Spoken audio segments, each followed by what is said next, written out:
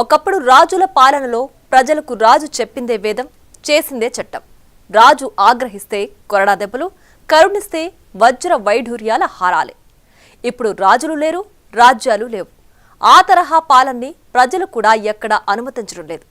కానీ కొందరు ప్రజాప్రతినిధులు మాత్రం తమ నియోజకవర్గాన్ని తమ రాజ్యంగా భావించి ప్రజలను ముప్పు తిప్పలు పెట్టారు. అయితే రాజుల కాలంలో రాజుపై తిరగబడ్డానికి ఆయుధాలున్నట్లే ఇప్పుడు ప్రజలకు ఓటు హక్కుంది. ఆ ఓటు హక్కుతోనే గత 5 ఏళ్లు ఆ నియోజకవర్గంలో మహారాణిలా పెత్తనం చేసిన ఆ ప్రజాప్రతినిధి ఇప్పుడు కనీసం ప్రజల్లోకి వెళ్లలేని పరిస్థితిని తీసుకొచ్చారు. ఆమెవరు? ఆ నియోజకవర్గం ఏది?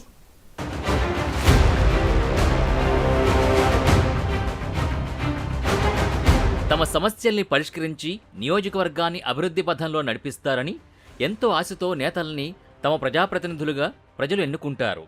అయితే అధికారం అండతో అడ్డగోలుగా రెచ్చిపోయి నియోజకవర్గాన్నే తమ రాజ్యంలా భావించి ఇష్టానుసారంగా పెత్తనం సాగించి పలువురు ఎమ్మెల్యేలు ఇప్పుడు చేసిన పాపానికి మూల్యం చెల్లించుకుంటున్నారు. ప్రభుత్వ పథకాల నుంచి బిజినెస్లను కొనసాగించే వరకు కూడా అన్నింటా ముడుపులు చెల్లించకపోతే వారిని ముప్పు తిప్పలు పెట్టి 3 చెరువులు నీళ్లు తాగించారు గత వైసీపీ ప్రభుత్వంలోని పలువురు ప్రజాప్రతినిధులు. ఇక కూటమి ప్రభంజనానికి ఫ్యాన్ కుప్పకూలి కొత్త ప్రభుత్వం ఏర్పాటయ్యాక వైసీపీ నేతల అక్రమాలు ఒక్కొక్కటిగా వెలుగులోకొస్తున్నాయి.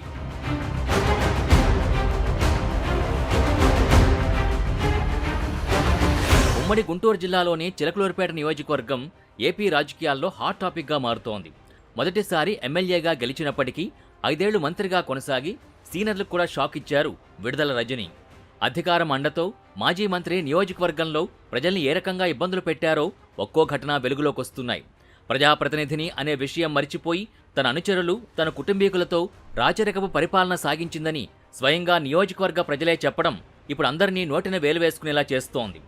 రజనీతో పాటు ఆమె మరిది గోపి, పిఏ రామకృష్ణ ఆగడాలు కూడా వెలుగులోకొస్తున్నాయి.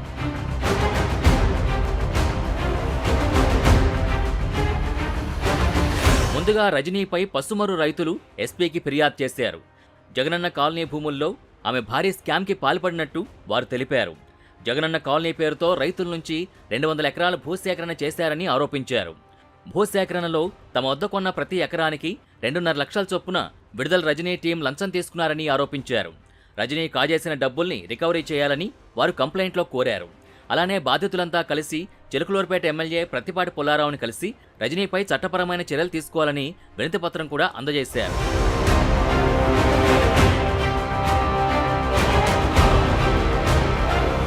ఊహించని రీతిలో రైతులు ఒక్కసారిగా ఎదురు తిరగడంతో తమ తప్పులు సరిదిద్దుకున్నారు రజనీ. పసుమరు రైతుల నుంచి తీసుకున్న భూములకి మొత్తం 32 మంది రైతులకి 1,16,00,000 రూపాయల్ని మధ్యవర్తుల ద్వారా విడుదల రజనీ ఫ్యామిలీ చెల్లించినట్టు తెలుస్తోంది. కేసులకి భయపడే విడుదల రజనీ డబ్బులు ఇచ్చారని బాధిత రైతులంటున్నారు.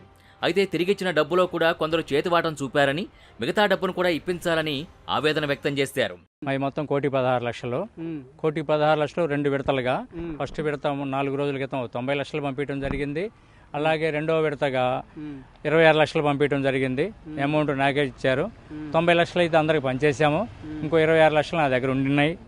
వాటికి ఏంటంటే అదనంగా ఆమె పంపించిన మనిషి ఒక 7.5 లక్షలు వసూలు చేసుకున్నాడు. గోరంట్లో మీకు బాధితులుగా ఉన్న దాంట్లో కూడా కమిషన్ తీసుకున్నారా? మళ్ళీ అతను మనిషి కమిషన్ తీసుకున్నాడు. నాకు కూడా 50,000 ఇస్తేనే నేను మీ భూమి పెడతాడు, అయితే పెట్టనన్నాడు గోరంట్లో ఉమామేక్ష అనే వ్యక్తి. అతను కూడా 7.5 లక్షలు వసూలు చేసుకున్నాడు. అవి కూడా ఇప్పిమని చెప్పి మేము మా ఎమ్మెల్యే గారు ప్రత్తిపాటి పుల్లారావు గారిని అడగడం జరిగింది. వారు సిఐ గారికి ఫోన్ చేసి చెప్పడం జరిగింది. సిఐ గారు పిలిపించి ఈరోజు మాట్లాడి ఇప్పిస్తానని చెప్పారు. అవి ఇస్తే ఆ 7.5 లక్షలు 26 లక్షలతో మా ఊరు సమస్య మొత్తం క్లోజ్ అయిపోతుంది. పసుమరు రైతుల్ని ఆదర్శంగా తీసుకున్న గుదేవారిపాలెం రైతులు సైతం ప్రస్తుతం రజనీ పైన ఫిర్యాదుకు సిద్ధమయ్యారు. జగనన్న కాలనీ కోసం తీసుకున్న తమ భూములకి పరిహారంగా ఇచ్చే డబ్బుల్లో కూడా కమిషన్ రూపంలో 4 లక్షలు వసూలు చేశారంటూ గోడు వెళ్లబోసుకున్నారు. అందుకుగాను రజనీ పిఏ రామకృష్ణకు మధ్యవర్తిగా శ్రీకాంత్ రెడ్డి అనే వ్యక్తి వ్యవహరించినట్టు బాధితులు చెబుతున్నారు. మరోవైపు టీడీపీ ఎంపీ లావు శ్రీకృష్ణదేవరాయల వద్దకి రజనీ బాధితులు క్యూ కడుతున్నారు. చిలకలూరుపేట టౌన్లో స్థలాన్ని ఆక్రమించారంటూ మరో బాధితుడు కూడా ఎంపీకి ఫిర్యాదు చేసినట్టు తెలుస్తోంది. అలానే పట్టణ పరిధిలో పెట్రోల్ బంక్ ఉన్న స్థలాన్ని ఆక్రమించి బెదిరింపులకు పాల్పడుతున్నారని విడుదల గోపీనాథ్పై ఫిర్యాదు చేయడం కలకలంగా మారింది. పసుమరులో మా సహచరుల పొలాలకి డబ్బులు ఇప్పిస్తున్నారని తెలిసి లావు శ్రీకృష్ణదేవరాయలు గారిని మా గోడు వినిపించుకుందామని వచ్చాము. వస్తే వారు స్పందించడం జరిగింది. మీరు చేయకపోతే మాకు వ్యాపారం ఉంది, మీ వ్యాపారం ఆపిచ్చేస్తాం. మా మీద విజిలెన్స్ అండ్ ఎన్ఫోర్స్మెంట్ తూనికల కొలతల జాయింట్ డైరెక్టర్ని ఇన్స్పెక్షన్కి పంపించారు. మా దగ్గర అదృష్టవశాత్తు వారేమి మా దగ్గర తప్పులు లేకపోయే వరకు ఏం చేయాల. అలాగే ఎంఆర్ఓ గారి చేత మా పాస్బుక్ క్యాన్సిల్ చేయిద్దామని చెప్పేసి మాకు నోటీసులు 15 రోజుల్లో 6 నోటీసులు ఇష్యూ చేయించారు. దాని నిమిత్తమై మేము హైకోర్టుకి వెళ్ళి ఎంఆర్ఓ గారి పేరు మీద, కలెక్టర్ గారి పేరు మీద మేము చాలా ఆర్థికంగా ఖర్చు పెట్టుకొని వాళ్ళ మీద స్టే ఆర్డర్ తీసుకురావటం అయింది. పోలీస్ వ్యవస్థల్ని సైతం చిన్నాభిన్నం చేయడమే కాకుండా ప్రజలకు రక్షణగా ఉండాల్సిన వారిని తమకు రక్షకులుగా మార్చుకుని పరిపాలన సాగించారని ప్రజలు వాపోతున్నారు. నియోజకవర్గంలో బిజినెస్ చేయాలంటే ప్రభుత్వానికి చెల్లించే ట్యాక్స్ కాకుండా విడుదల రజనీ కుటుంబానికి సంబంధించి గాని, విడుదల రజనీ చుట్టూ ఉండే అంగరక్షకులకైనా ముడుపులు చెల్లించాలని అంటున్నారు. ఇందుకు ఎడ్లపాడులోని లక్ష్మీ బాలాజీ స్టోన్ క్రషర్ ఘటనే ఉదాహరణగా నిలుస్తోంది. 2010 నుంచి లక్ష్మీ బాలాజీ స్టోన్ క్రషర్ నడుస్తుండగా వ్యాపారాన్ని నడిపించడానికి డబ్బులు వసూలు చేశారంటూ నర్సరావుపేట డీఎస్పీని కలిసి ఫిర్యాదు చేశారు.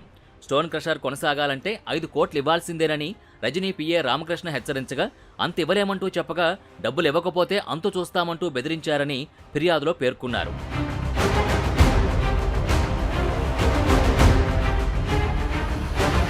అంతటితో ఆగకుండా స్టోన్ క్రషర్ని పరిశీలించడానికి వచ్చిన అప్పటి విజిలెన్స్ ఎస్పీ జాషువా అవకతవకలు జరిగాయని 50 కోట్లు కట్టాలంటూ బెదిరించారని అంటున్నారు. ఇక విడుదల రజనీ పిఏని కలిసి సెటిల్మెంట్ చేయమని కోరగా 5 కోట్లు ఇస్తేనే కేసు మాఫీ చేస్తామని చెప్పారని బాధితులు వాపోయారు. అయితే తమకి డబ్బులే కావాలంటూ రామకృష్ణ పట్టుబట్టడంతో కొంత టైం కావాలంటూ వచ్చేశామని తెలిపారు. ఆ తర్వాత విడుదల రజనీ మరిది విడుదల గోపిని ఆశ్రయిస్తే రజనీకి 2 కోట్లు, జాషువాకి 10 లక్షలు, తనకు 10 లక్షలు ఇచ్చేలా డీల్ సెట్ చేసినట్టు బాధితులు చెబుతున్నారు. ఏప్రిల్ 4, 2021న గోపీకి డబ్బులు అందించామంటూ ఫిర్యాదులో పేర్కొన్నారు బాధితులు.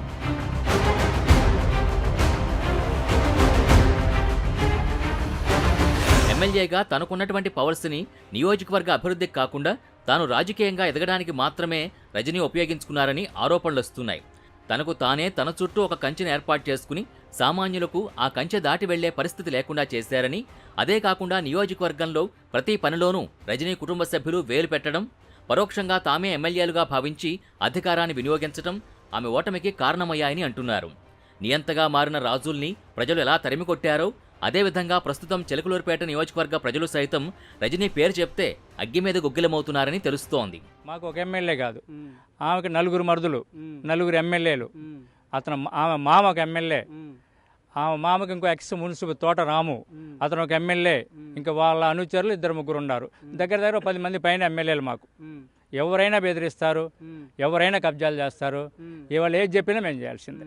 పోలీస్ స్టేషన్కి వెళ్తే అస్సలు స్టేషన్ అనేది వాళ్ళ దగ్గరే ఉంటుంది. వాళ్ళ దగ్గర పోలీస్ స్టేషన్ ఉంటుంది, వాళ్ళ దగ్గరే రెవెన్యూ ఆఫీస్ ఉంటుంది, చట్టం మొత్తం వాళ్ళ దగ్గరే ఉంటుంది. రజనీ గారి ఆఫీసులోనే చట్టం మొత్తం ఉంటుంది. రౌడీజం ఒక పక్క ఉంటుంది, రెవెన్యూ చట్టం ఒక దగ్గర ఉంటుంది, ఇక పోలీస్ చట్టం ఒక దగ్గర ఉంటుంది. ఇక మొత్తం వాళ్ళు చెప్పినట్టు చేయాల్సిందే. చేయకపోతే ఇక మేము తిరగలేని పరిస్థితి మా నియోజకవర్గంలో. అట్లాంటి పరిస్థితిలో ఉన్నాం మేము గత 5 ఏళ్ళు. హైకమాండ్ కొరకు చెప్దామని పోయినా కూడా ఇవన్నీ మామూలేనన్నారు వాళ్ళు. విజయసాయి రెడ్డి గారు అయితే ఇవన్నీ మామూలేనాయా, మీరేం చెప్పొద్దు అనే ఒకటే మాట అన్నాడు. 80% ఓటు బ్యాంక్ ఉంది మాకు, మీ 100 ఓట్లు 50 ఓట్లు అసలు మీరు మాకు సాడీలు చెప్పొద్దు, ఇవన్నీ మీ 100 ఓట్లు 50 ఓట్లు మాకు అవసరం లేదు, మా జగన్ గారికి అవసరం లేదు, మీ ఓట్లు వేయిపోయినా మాకు పర్లేదు అనేది నర్సాపేట కమ్యూనిటీ వాళ్ళు ఆయనకి చెప్పడానికి వెళ్తే అన్నాడు. అంటమే కాదు, మీరు ఎక్కువ మాట్లాడితే మిమ్మల్ని పోలీసులు పట్టిస్తాను, కేసులు పెట్టిస్తాం అన్నారు. 2019 ఎన్నికల్లో చిలకలూరుపేట నుంచి బరిలోకి దిగిన రజనీ 2024 ఎన్నికల్లో మాత్రం గుంటూరు వెస్ట్ నుంచి పోటీ చేసి ఓటమి పాలయ్యారు. పార్టీ కార్యకర్తలు సైతం ఆమెను కలవాలంటే 3 అంచెల కంచెని దాటాల్సిన పరిస్థితులుండేవని అంటున్నారు. ఆమె గెలుపు కోసం పనిచేసిన సొంత పార్టీ నేతలే రజనీ చేసిన అరాచకాల గురించి వాపోతుండడం మరింత చర్చనీయాంశమవుతోంది. సామాన్య ప్రజలు కానీ, మీడియా కానీ మాజీ మంత్రిని సంప్రదించాలన్నా ముందుగా తన చుట్టూ ఉండే కోటరీలోని పిఎల్ని సంతృప్తి చేస్తే తప్ప ముందుకు వెళ్లలేని పరిస్థితి ఉండేదనేది పార్టీ వర్గాల్లో ఓపెన్ సీక్రెట్గా నడిచింది. రజనీకి గుంటూరు వెస్ట్లో మొదట్లో మంచి పేరొచ్చినప్పటికీ తన చుట్టూ ఉన్న వ్యక్తుల ప్రవర్తన వల్ల ప్రజల్లోకి పూర్తి స్థాయిలో నెగిటివ్ ఇమేజ్ తీసుకెళ్లాయని పలువురు అభిప్రాయపడుతున్నారు.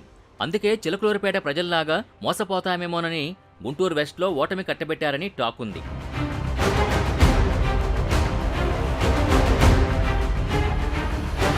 మొత్తానికి ఈ వరుస వివాదాలతో ప్రజల ముందుకు కూడా విడుదల రజనీ వెళ్లలేని పరిస్థితి నియోజకవర్గంలో నెలకొంది. ప్రజల నమ్మకాన్ని ఒమ్ము చేస్తూ అధికార మండతో అడ్డగోలుగా రెచ్చిపోతే చివరికి ఈ పరిస్థితే ఎదురవుతుందనే విమర్శలొస్తున్నాయి. మరి ఈ పరిస్థితి ఎంతవరకు కొనసాగుతుందో చూడాలి.